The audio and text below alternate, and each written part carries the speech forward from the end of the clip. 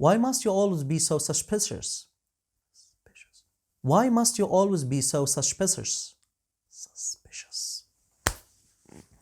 Suspicious. It's so suspicious. Okay, again. Assalamu alaikum wa rahmatullahi ta'ala wa barakatuh. Hello, dear brothers and sisters. I'm Yuosef Abdusalam from Gravity for English.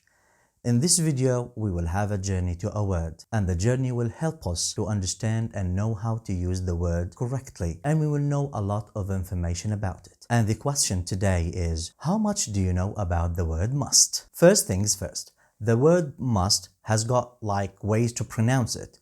So we can pronounce it as a strong form must, must.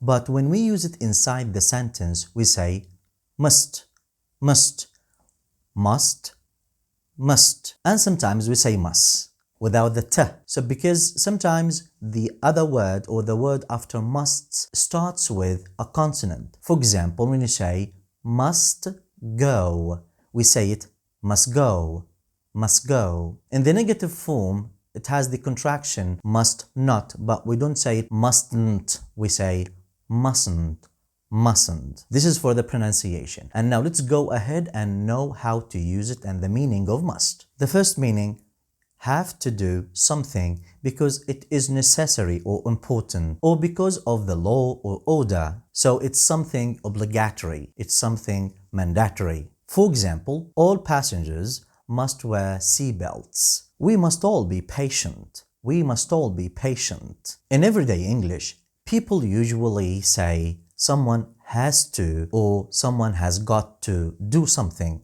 rather than say they must do something. So instead of must, they use has to, have to, has got to, and have got to. Let's see the examples. Everyone has to wear a seatbelt.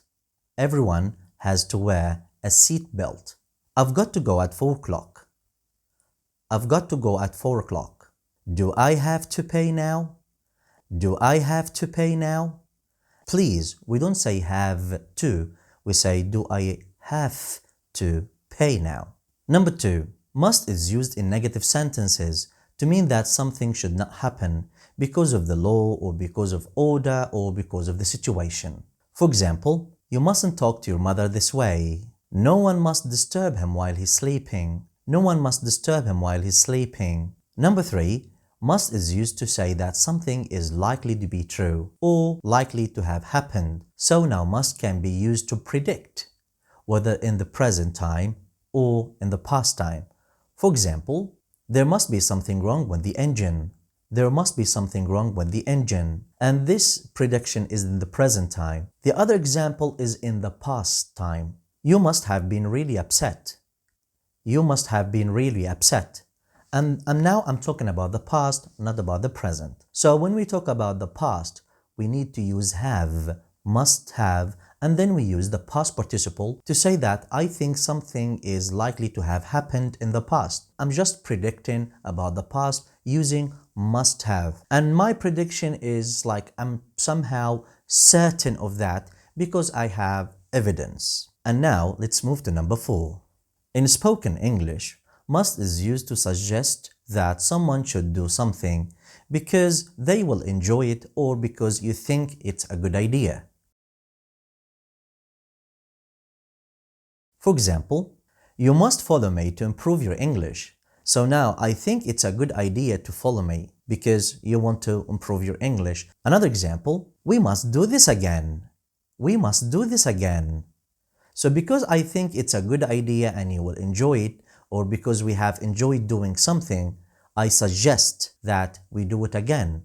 And I say, we must do this again. Number 5, especially British English, must is used to say that you intend or you want to do something. For example, I must call her tonight. That means I want to call her tonight, or I intend to call her tonight. And now we have in common expressions with must, and this part is really very interesting. Now let's have a look at the common expressions with must.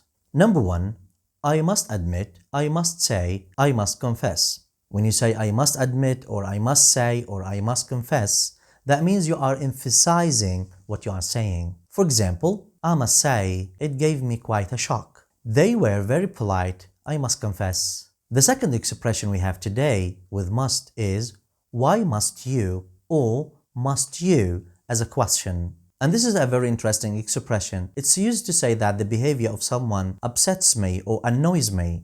So it's not really a question. You are just using this question form to say that that person's behavior annoys me or upsets me. Let's see the examples. Must you spoil everything? That means I'm annoyed because your behavior spoils everything. I'm not asking. I'm just saying you are not behaving. Another example, why must you always be so suspicious? So, being suspicious annoys me or upsets me. Let's move to the next expression. I must have, I must see, I must read, or I must and then a verb. This expression is informal and it's used to say that something is so good, interesting, exciting, and you think people should read it or should see it or should have it because they will love it or they will enjoy it or they will get benefit from it. Let's see the examples. It is a must-read novel. It is a must-read novel. So I think this novel is going to be so exciting and I think you should read it. The other example, I don't think this is a must-see film. I don't think this is a must-see film.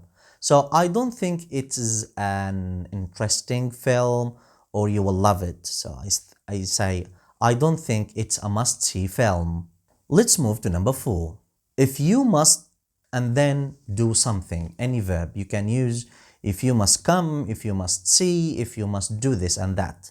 And in spoken English, this expression is used to say that someone is allowed to do something, but you don't like it or you don't agree with that, but they are allowed to do it. For example, all right, come along if you must. That means if it's necessary, come along. But really, I don't think it's a good idea to come along. And now let's move to number 5. If you must know. And you will love this expression. In spoken English, this expression is used when you answer a question, but you think people should not have asked that question because that question is somehow impolite. So when you use this, that means that person should not have asked. For example, now a lady is saying, well, if you must know, I'm 36. So when the lady used this expression, if you must know, she's trying to convey or send a message to that person that you should not have asked how old you are. Let's move to number 6. You must be joking. We have other expressions like you're joking or you're kidding, and we know when we use it, right? So let's see.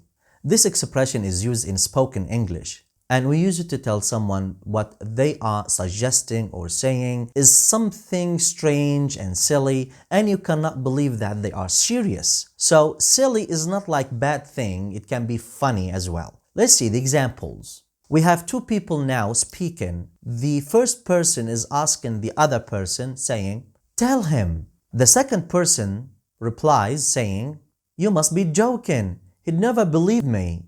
So the second person is trying to tell the first person what you are suggesting is somehow silly or stupid or funny or strange because that person will never believe me if I tell him. Thank you, brothers and sisters, for watching. I believe that you have enjoyed the journey and you gained much benefit and a lot of information. See you in a new video, a new flight. Till then, please stay safe and sound. Goodbye.